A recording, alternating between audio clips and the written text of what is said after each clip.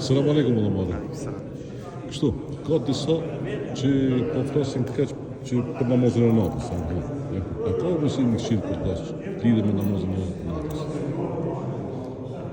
Shifet, edhe me qenë për një me keq, në 10 që në fundit besimtarve shikoj je me fol keq.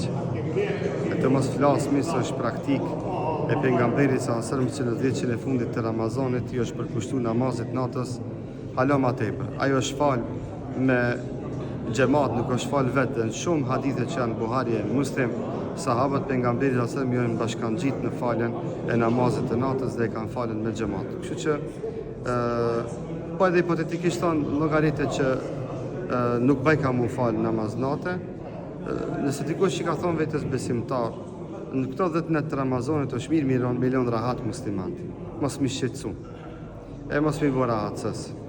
E këto polemika, e këto dilema mi vazhdu mas Ramazanit, kina edhe 11 muj tjera, ku na mundin mi bo këto debate, këto polemika. Pejgamberi sa asërëm doli me ma të regu besimtarve natën më të madhe të vitit. Vetëm se i pa 2 besimtar duke u grindë me zvete, Allahu i alargoj nga mendja memorien se kur është nata e Kadrit. Dhe i gjithë ummeti vuan nga i keq kuptim që ndodhi mes 2 besimtarve deri në ditën e sottit dhe deri në ditën e gjykimit. Na nuk duajmë me vuajt që ta humbi edhe vlerën e natës Kadrit që e kërkojmë me shpirt, shkaku i kacafiteve që dikush mundohet me inicu pikërisht në këto 10 net.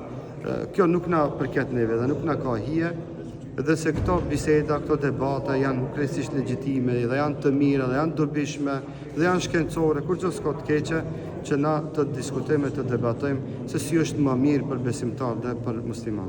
Por jo në këtë kohë. Njerëz që asnjëherë nuk flasin për namazin fars, 11 muaj heshtin edhe për namazin fars, 11 muaj heshtin ndaj gjitha harameve dhe të këqijave. Kur një lavë të mirë dhe një porosi profetike nuk e thonë. Nëse këto kanë mbet me na tregu se çfarë është namazi nafile, tamam puna. Allah na udhëzoftë na vetë disoft. Amin. Allah e shpërblet. Selam aleikum.